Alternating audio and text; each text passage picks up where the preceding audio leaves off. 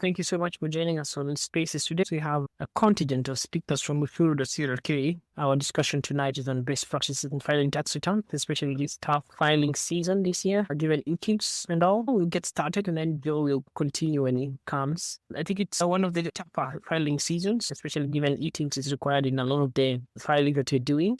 Around 14 days to the end of the deadline for filing tax returns, and there are hefty penalty for not filing tax returns. So you want to make sure that all your business is in order as you try to file tax returns and all. I want to let the team introduce themselves. We have a team from ushuru.co.ke who are tax experts who are able to deal with as many of your questions as possible. Now you can introduce yourself a little bit. Tell us a bit about yourself, what you do, what you're an expert in. Beatrice. Thank you so much, Wango Capital, for hosting us in this very useful conversation this evening. I believe everybody who is listening must have something about taxes, and we are here to shed some light on some issues as well as give our advice on various issues that you may have. So my name is Beatrice Njeri. I am a certified public accountant and a partner at Ushuru. Ushuru is part of a bigger brand called KRA Africa. I lead the tax and compliance practice at KRA and Ushuru, and I have experience for over 15 years. I have advised businesses and entrepreneurs, investors, high net worth individuals on tax compliance, tax planning, and KRA audit and dispute resolution, and also giving you a strategic tax risk management for your business. Typically, the people we advise are ordinarily the business owners, managers, and CEOs, CFOs, and we spend a lot of time helping clients not just comply with the tax laws, but also understand the risks and opportunities that you may have for your business or within your business that may influence your decisions for investment. Tonight, we are going to share practical insights of tax filing, the common KRA Audit Triggers. I know some of us here may have gone through this, and more importantly, how you can proactively protect yourself or your business before you receive the dreaded notice of KRA. So I look forward to the discussion, and I want to introduce my team. Eda Nyamoya, she's also a CPA and a tax and accounting associate. We're also joined by Derek Washoki, also a CPA and a tax associate at Sarah. And we also have our legal associate, Valentine Raya, who is also going to be joining in the discussion. Thank you so much. Beatrice, maybe you can tell us a bit about ushuru.co.ke. What's the journey has been like in terms of founding the business? What inspired the business itself? I think it's just the usual, people reaching out to you in regards to filing. People are really interested in complying, especially Kenyan. Maybe they just did have an easier way to comply. People dread taxes. They don't know how to navigate the system. So we figured out if we introduce an online platform where you just go and click which kind of return you want to file, and that information comes to us and we're able to find. We have had a very good reception because it's very quick. You just need to go and fill in some details about what you require or you need for the tax filing. If you freelancer tax filing, if it's employment, if for your business or your company. So we're able to get the information quite fast, and our team, which is quite big, is able to just proceed and make your filing quite easily. So the reception has been very good because people have realized they can do other things, and this is being handled by a professional who is able to give you insights on where there could be risks or where we see opportunities where you can mitigate any risk or take advantage of tax relief that are available to us. Derek and Ada, you can tell us a bit about some of the common issues that you've seen people struggle with in terms of tax filing season, specifically this year.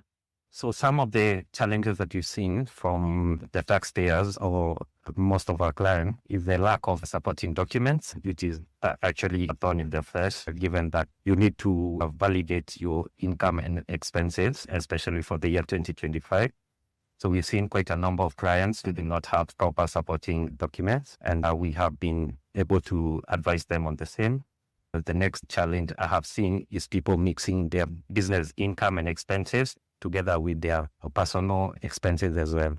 So if you're not able to differentiate between your personal and business transactions, then that becomes a challenge at the point of filing your return.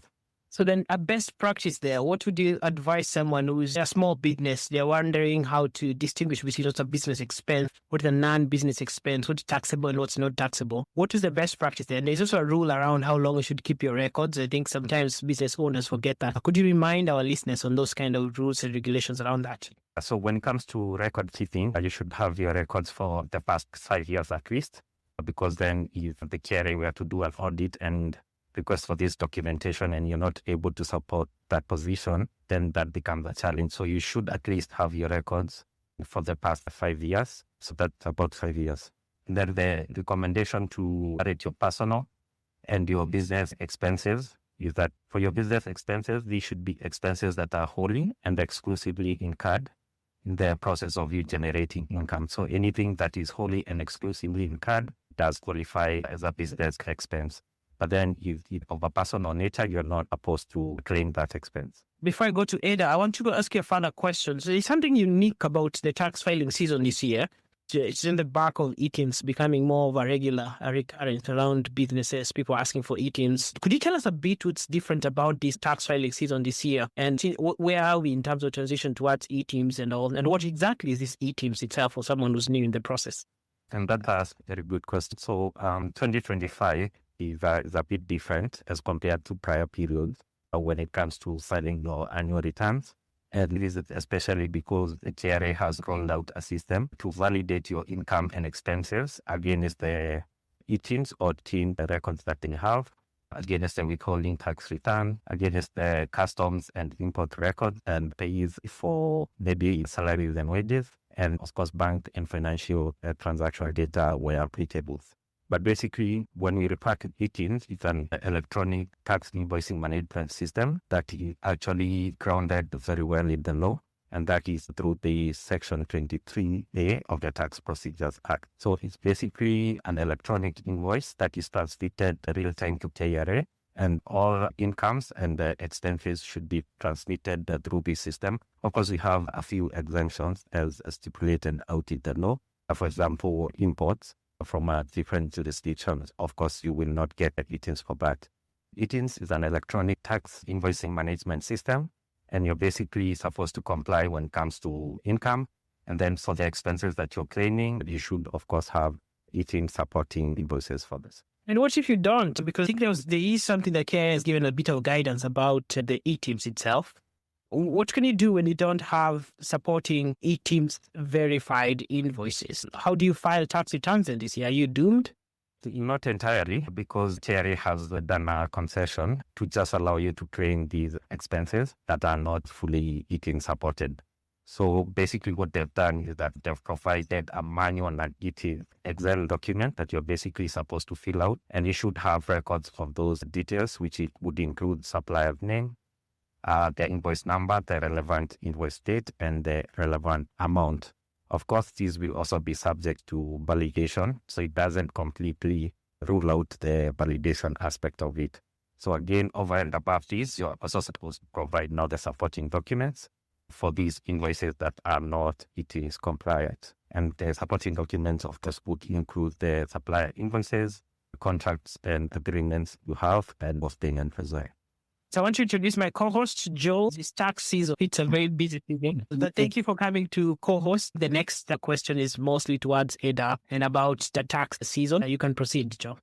Thank you, Eric, and to our listeners for making time to attend today's spaces where we discuss tax filing, and specifically we look at all the challenges that taxpayers have been facing and probably look at how this can be resolved by the experts on board. And before we go to the background on the final question to Ada, I would want to draw an overriding question to Derek on the eTIMS validation.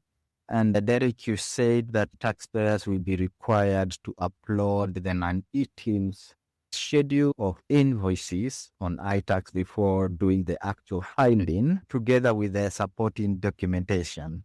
Now, what I understand is that KRA has a limited volume in terms of the documents you can upload on iTax for the expense and income validation. Maybe you can tell us about the specifics on the size of the data to upload and whether it is possible to upload this schedule at this point before filing together with all the invoices, considering that some businesses might have a voluminous nature of transactions. Derek. Initially, there used to be a limit in terms of the size of the supporting documents, which was initially 10 MBs. But then I believe these have been updated and we are able to touch quite a bigger volume in terms of the size. So that has actually been updated from the initial 10 MB. Thank you, Derek, for that. And question now to Eda. I think it's important that we just paint a picture on why the need to file tax returns, where is that legally anchored under our tax laws. And over and above that, you can tell us who is required to file tax returns. I believe it is important to make it like basic so that for people who are not into accounting and business can be able to understand as we go along. Eda. Basically, the tax filing is supported by the Tax Procedures Act, whereby each and every business or an individual who has a KRA routine is supposed to do their filing or returns depending on the financial year for companies. That is on the 12 months that you're supposed to file your returns. And for an individual, currently, if you're supposed to file a nil return or employment return, you're supposed to file by 30th of June.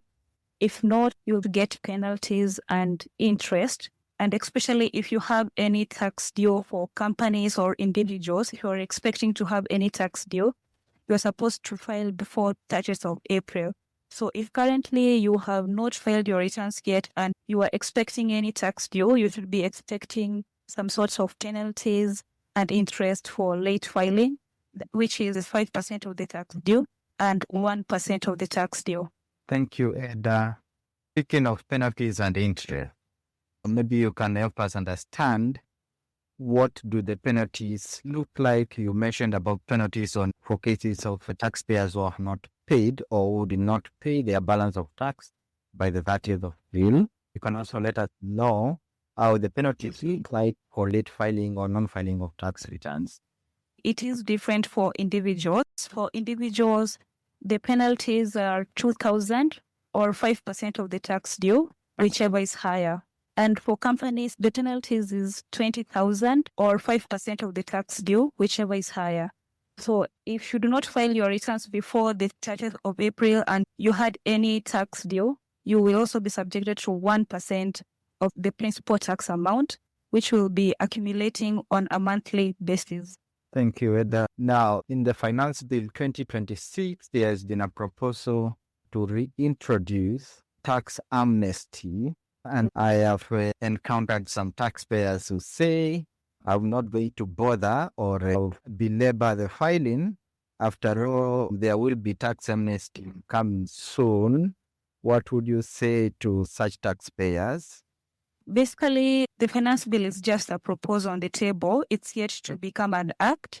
So basically, you should not rely on information based on the bill because it might pass or not. If it does not pass, that means you have a lot of penalties and interest lying on your system. You are not able to obtain a tax compliance for whatever purposes that you currently need it for. So basically, all that we can recommend to taxpayers is ensure that all your tax matters are in order. You are filing all your tax returns on time and do not just depend on the finance bill saying, oh, I can just wait for the finance bill to pass and then all my penalties and interest can be waived. And also just to take notice that you can only waive penalties and interest for the principal tax that is a liability on your side, and that tax liability should be settled. There are some people who have misinformation. The principal tax will also be waived or something, so that is not correct. Let's say the bill passes, you will only be able to get a waiver once you pay your principal taxes. Thank you for that, Eda. I believe to our listeners, assuming that the amnesty goes through, will only be applicable from the 1st of July. But then at this point, we have no guarantee that the tax amnesty will see the light of the day the part of the Finance Act 2026 now. Ed, another question to you, and if an employees, people only earn employment income, and enough times I get questions from this category of taxpayers because this category of taxpayers believe that their tax, which is pay as you earn, is deducted by their employers on a monthly basis and submitted. Why is it that we still need to file tax return at the end of the year? There are two different obligations. An employer has a different obligation, and you as an employee, you have a different obligation by the name income tax resident. For employer, they have a different obligation by the name pay as you earn. So these are two different obligations. So once your employer has deducted those pay amounts from your salary, they remit it to the Kenya Revenue Authority. And for you, on your other side, you have an obligation that is income tax resident. You are supposed to come now, declare or return your returns at the end of each and every year to make sure that you are filing on time that is before 30th of June. Basically, to answer the question is that those are different obligations. And to be able to file your employment returns, you do need a P9 form that matches each and every data. You can also get that from your employer, such that you can be able to submit correct tax returns. As most employees assume, after filing a return, there's no action that is needed from them. They should be able to ensure that they do an iTax ledger reconciliation to ensure that the data is matching, that the employer has remitted all those amounts to KRA, and if the employer had remitted those amounts and your ledger is currently not balancing, you should also ensure that your ledger is currently balancing to avoid having unintended tax liabilities on your system. So basically, we as Ushuru, we can be able to assist with ledger reconciliation, whereby you are able to review your iTax and be able to see, are there any discrepancies that are affecting your tax compliance? And after that, we are able to advise you on how to go about it. And one more question for you before we move on to the other speakers is on the category of people who are freelancers or consultants. And some of these people or taxpayers are probably working for a company that is non-resident. So no tax is remitted on their income, or rather they have agreed on a net pay salary as a consultant for a company that is completely not resident in Kenya. How is the obligation in terms of filing like, and what would you advise them to do? So most freelancers assume that if they are not on formal employment, they're not supposed to do their return. They're only supposed to do a nil filing, which is not the case. They're supposed to track all the income and expenses relating to that income. And that should be, if you are getting paid, let's say on a monthly basis, on a quarterly basis, we're supposed to track the income that you are getting and the expenses that you normally spend on that, generating that business income. The expenses can include the internet, rent, and this is so crucial because some people claim some expenses that are not business related, which end up being disallowed by the Kenya Revenue Authority.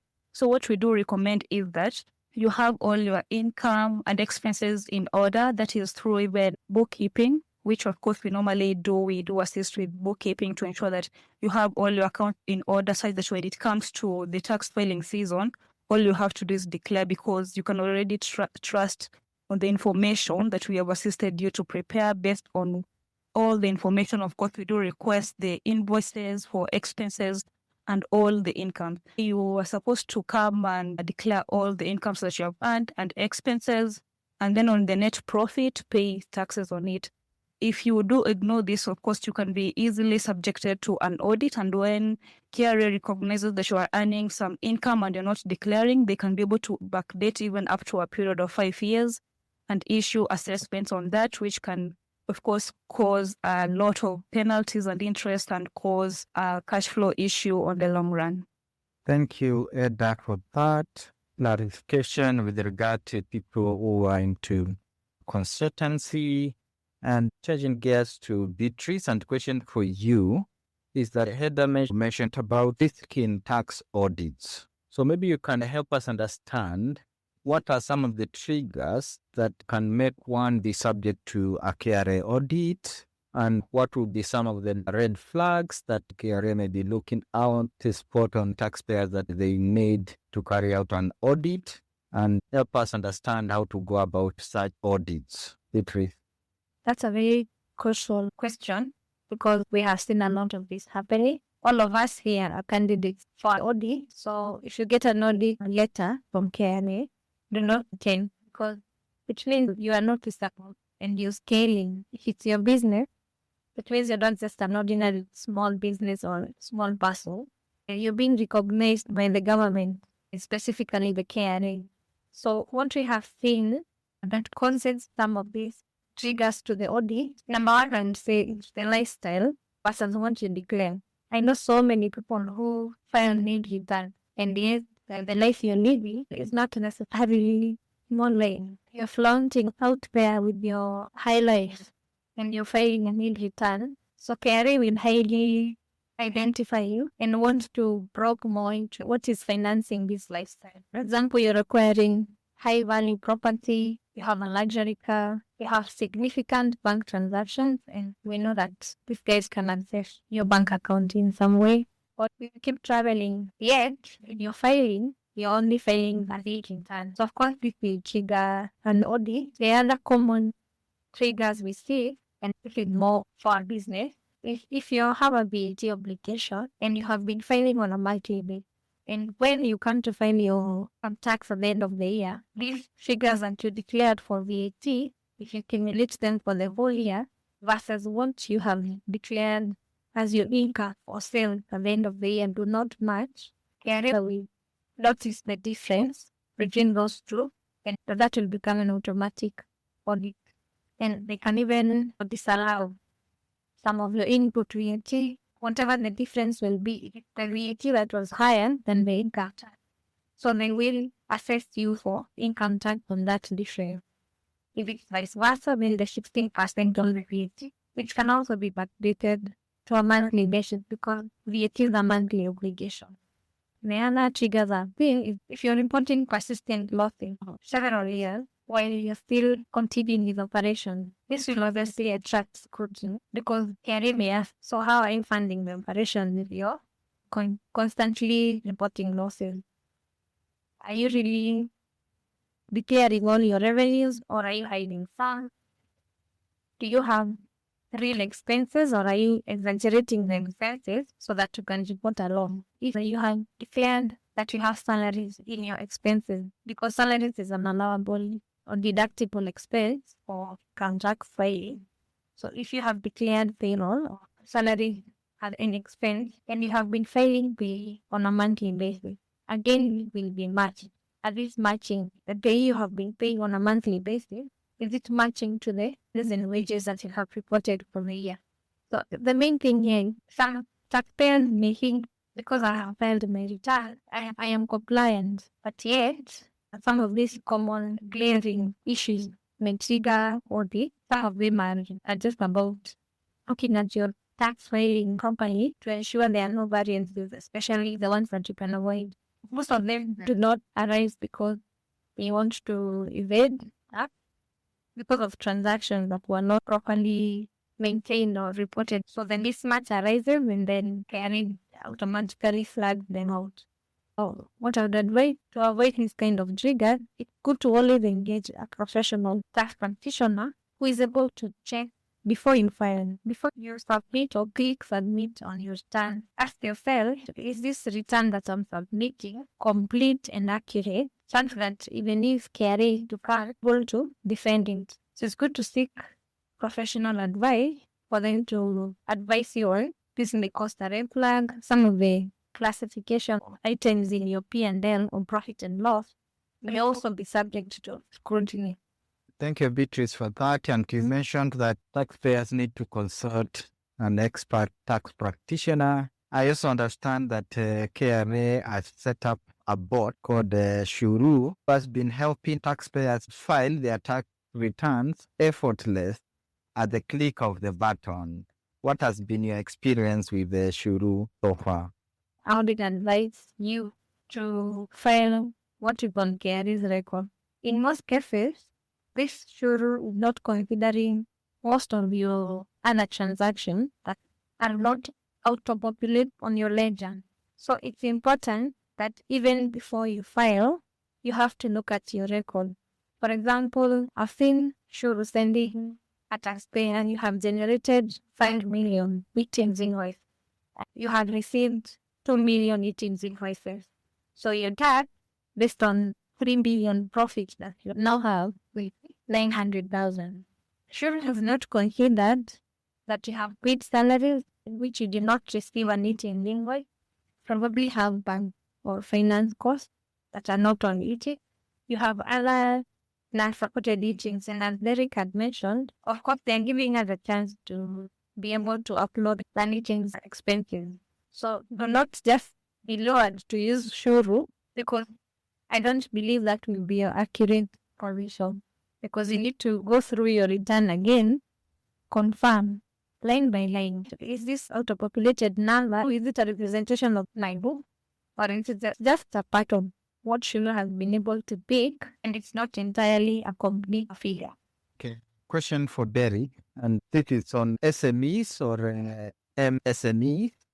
And the question has been, some of these enterprises hardly qualify for what is called a turnover tax. So Derek, maybe you can help us understand what is turnover tax, who qualifies for turnover tax, and if you are registered for turnover tax, whether you still need to do the annual tax filing. Derek. Turnover tax is a part of income tax that is taxed at the rate of 1.5% on the gross income.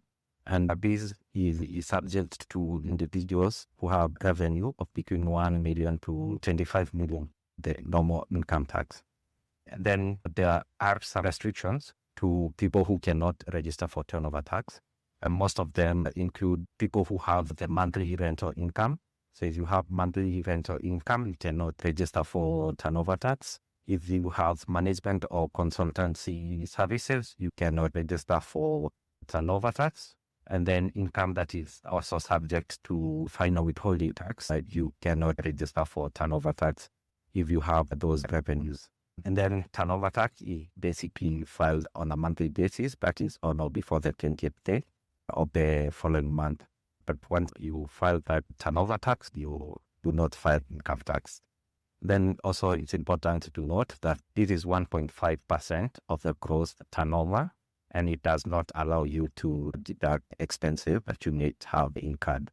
Basically, the advantage of turnover tax is that it's a bit easy to implement, because now once you just compute 1.5 the gross turnover and pay the tax that is due, you are basically done with the tax money. An overriding question to that, Derek, maybe you can confirm whether a taxpayer can change their tax status, registration status, to opt for turnover tax midway in the year. Derek. That is correct. You can change the tax from not the normal income tax to turnover tax. Yes. So if that is possible, definitely possible.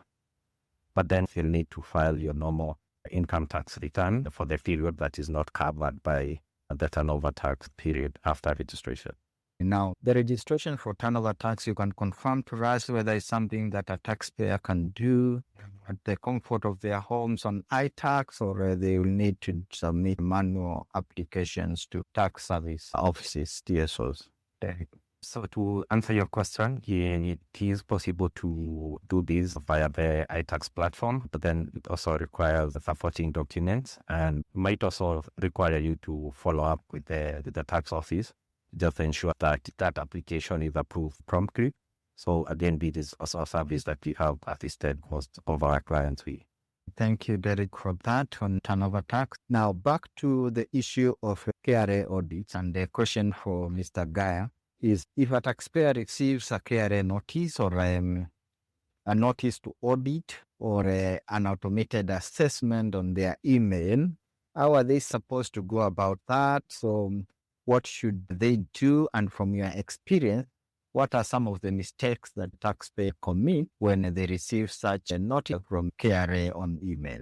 How I prefer to answer that question is, I want to give you a generic example. It's a real life example of such a scenario. and what came out of it, so that at the culmination of the real life example, I'll be able to now give you the basic ingredients on what you need to do once you get a KRA tax audit or an assessment or even a notice. A well-known building civil engineering contractor in Kenya recently came under the KRA radar during an audit. So this audit is covered a 6-year period, which was from the year 2016 to 2021. And I can assure you the scope was really extensive because it covered corporation tax under the Income Tax Act, VAT filing, payee, including withholding, because all the other tax obligations were under scrutiny. So initially, KRA issued this taxpayer with an assessment that was staggering, cost of 1.1 billion.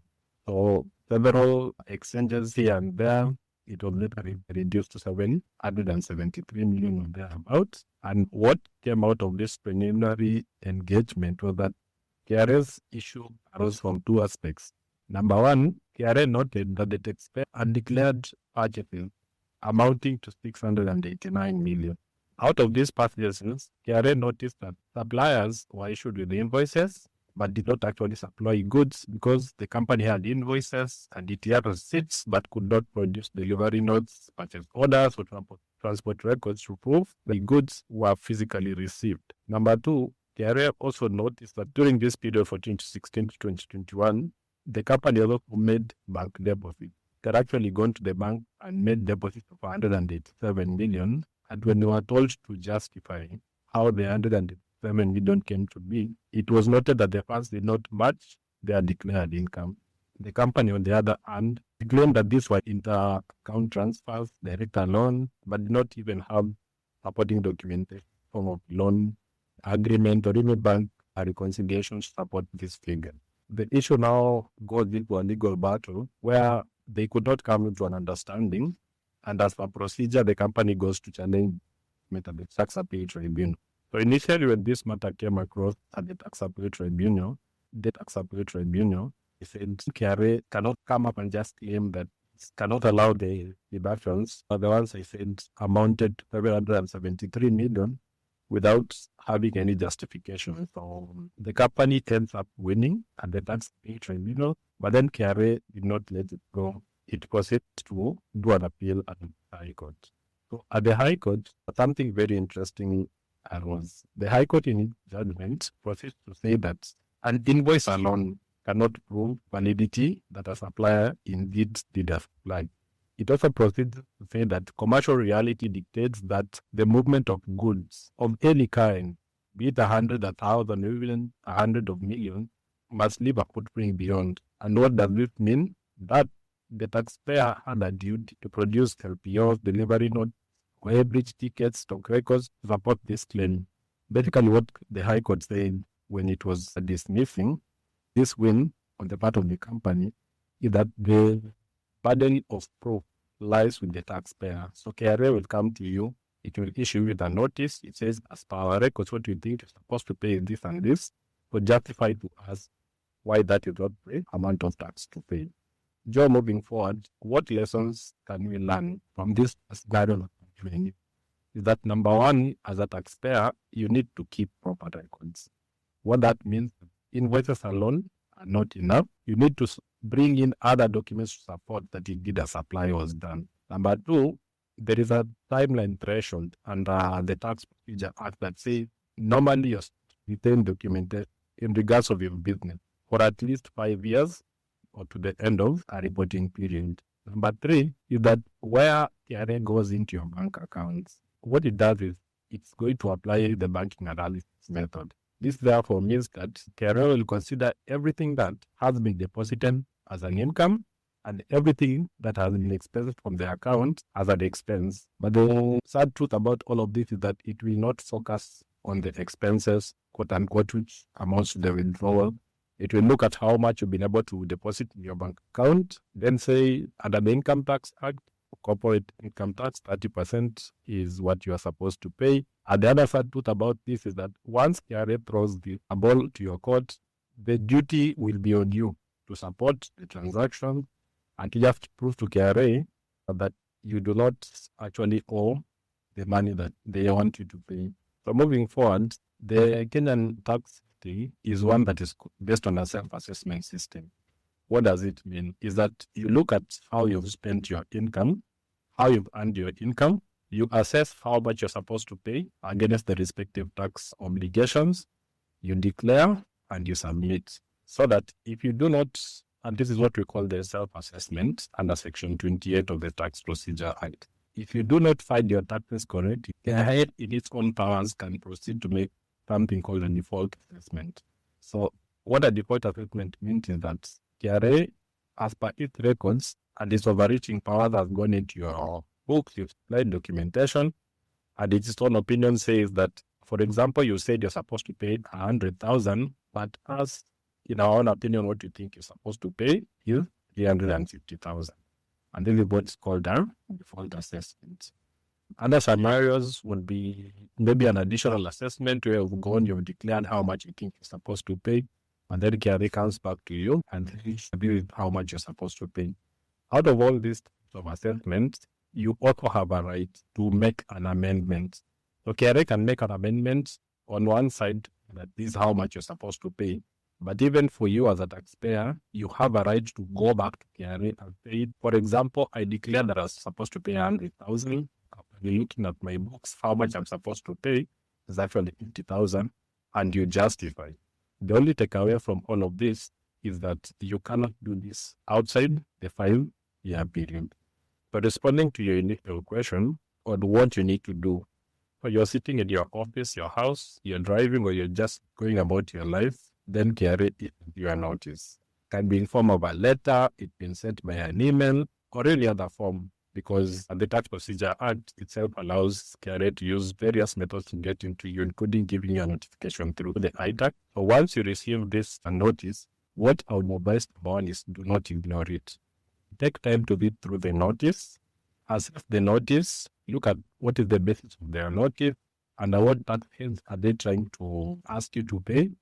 Once you do all of this, the next available thing you're supposed to do is to, number one, seek professional help. This is against the backdrop that nobody is all-knowing. You cannot know everything. You might be the best businessman doing your supplies in positively, but you are not a lawyer, you're not an accountant, you're not able to do your books.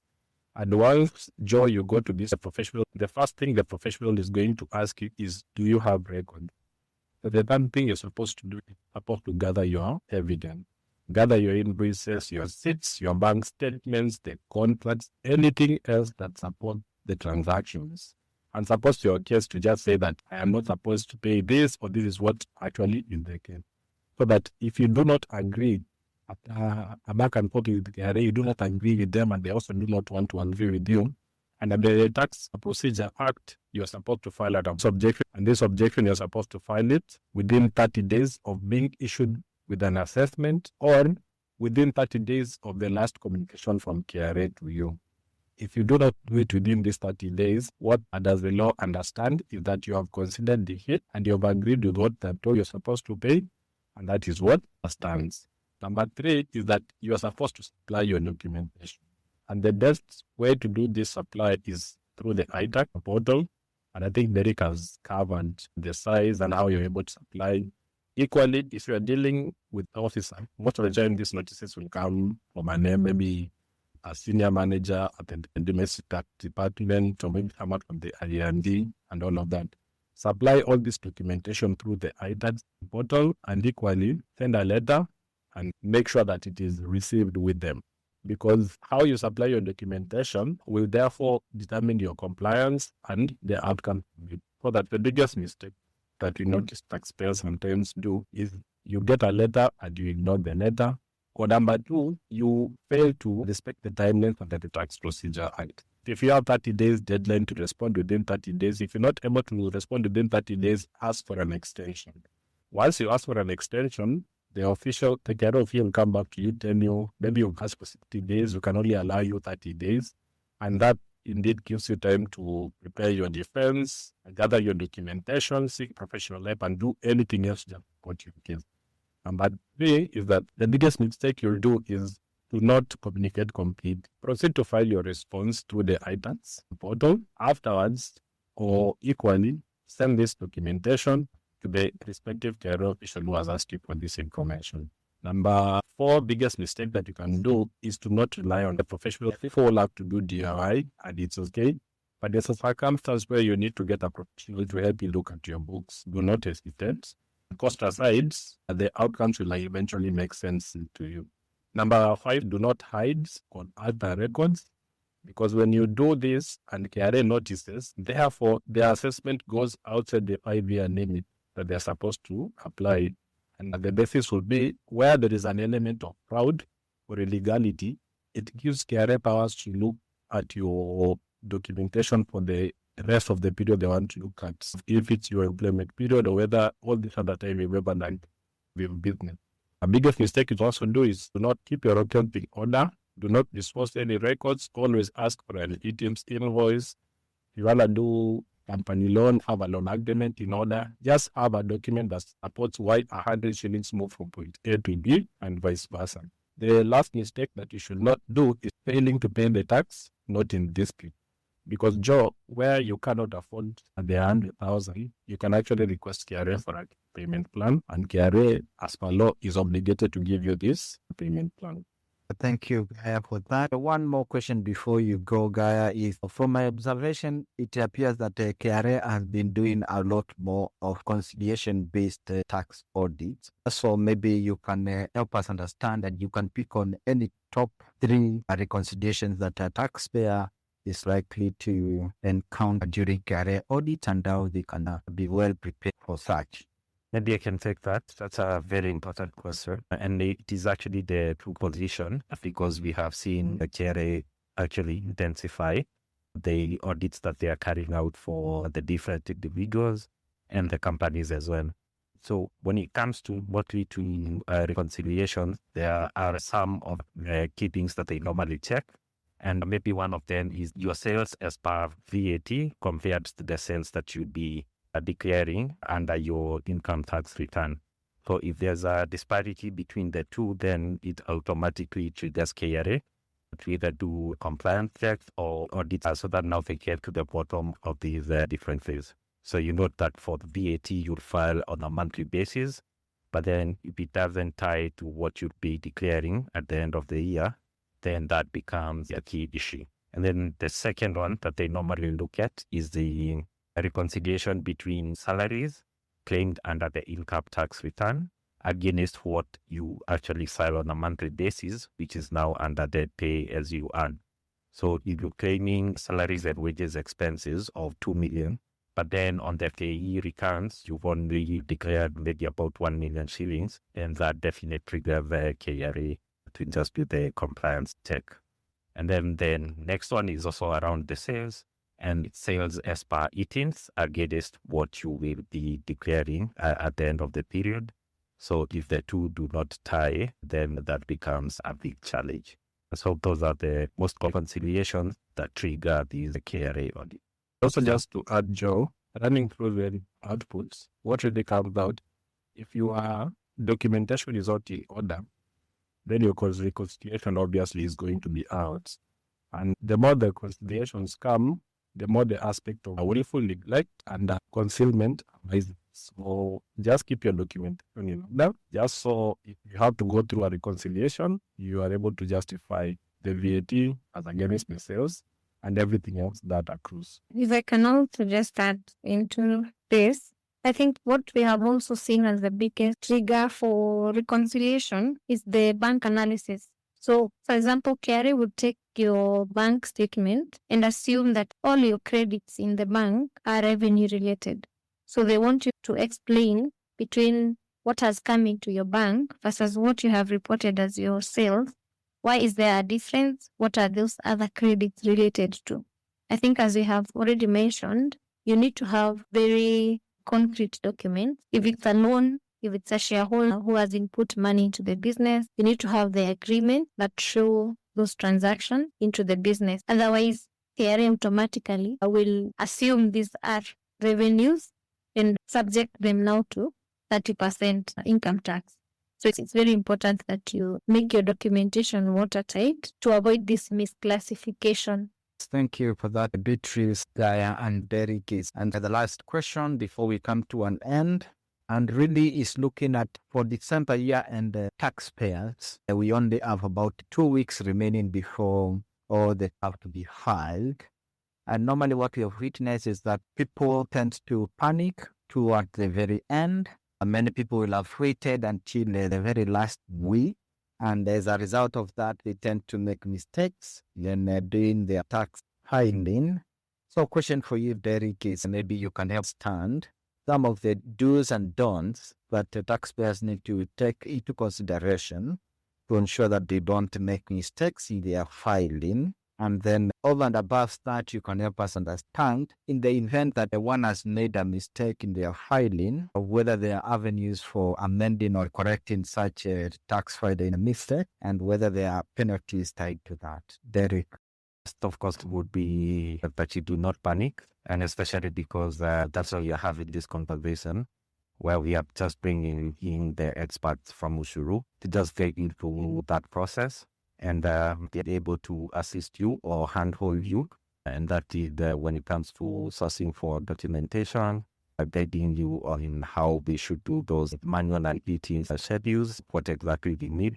So I think what has come out of this conversation is that we have a team that is ready and willing to assist you in the next 14 days so that we ensure that you file your return on time and you are filing something that is complete. And of course, that can withstand a KRA audit or even the validation process itself.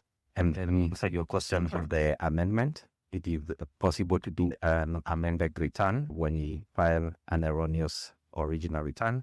However, it has only one opportunity for you to do an amended return.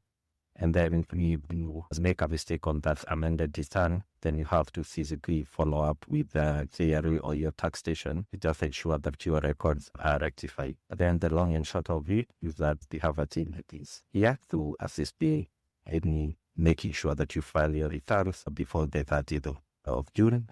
And as such, you are able to avoid any penalties or interest for late filing. Thank you, Derek. So you can give us your closing remark, then we'll go to Eda, Gaia, and close with Beatrice. I think mine is to just thank the Mongo Capital team for convening such a crucial meeting to go through the taxes and especially for the deadline to just make sure that we have our house in order and we are able to become tax compliant. It's basically that. And thank you for the listener for getting the time to have this conversation. Eda, you can proceed. I'd like to thank Mango Capital for inviting us to this space and also for the listeners for tuning in till the end.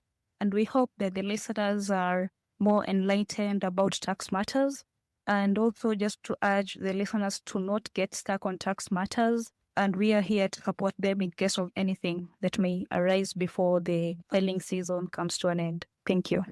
Joe, mine is to just to thank you and Mango Capital for making this forum available. Thank you, Gaia, for that. So over to you, Beatrice. You can close for us and tell us how we can be able to reach you, the team at Ushuru. Thank you, Joe, and thank you so much, Mwango Capital team, for hosting us this evening. And thank you, team, also for your input and insight. Also thanking the listeners for being with us. I know it's a crunch time to deadline on 30th June, but you don't have to carry the burden alone. We're here. So through our team, where we help taxpayers not only file correctly, but we also help you understand what are your risks and what are your opportunities that sit behind the filings. In most cases, what I believe is the issues do not start after filing, they start way before. So let's say today you're panicking about the 14 days remaining, so you just put in anything into your return because you want to beat the deadline. Please don't do that. You can reach out to us. You can just check our website, ushuru.co.ke, and just fill in a form based on what exactly is your filing need. You'll find the nil return filers, there's employment return filing, there's also the freelance, there's company filing. So once you fill in the relevant form, we are able to get it on our end and we'll be able to promptly act on it. We are very conscious about deadlines, so our team is always up and running, ensuring that we don't let any filing go past the deadline. So we are happy to engage. Please reach out to us. Mwango Capital will also share our WhatsApp number. Even on our website, you'll find our WhatsApp number there. Be able to just reach out to us and we will be able to assist you promptly. So feel free and let's engage. Thank you, John. Thank you, Beatrice and the team from Ushuru. I believe we have had a very interactive discussion and some of the common questions that taxpayers have been experiencing have been answered. But then in case you have any overriding questions, feel free to drop them and the team from Ushuru will be able to address them to your satisfaction. But above that, as I mentioned by Beatrice, feel free to reach out to them in case you need any assistance with your filing. So ladies and gentlemen, with that, we bring it to a close. And thank you for making time. We will obviously be having more of such discussions around tax, around fiscal policy, and also looking at possibility of the Finance Act being enacted in the next few weeks. We will obviously convene to look at what will have been passed in the finance bill to the Act, and the team here at Mwango will be able to convene these spaces to be able to dissect that for you. Have a good evening and see you next time.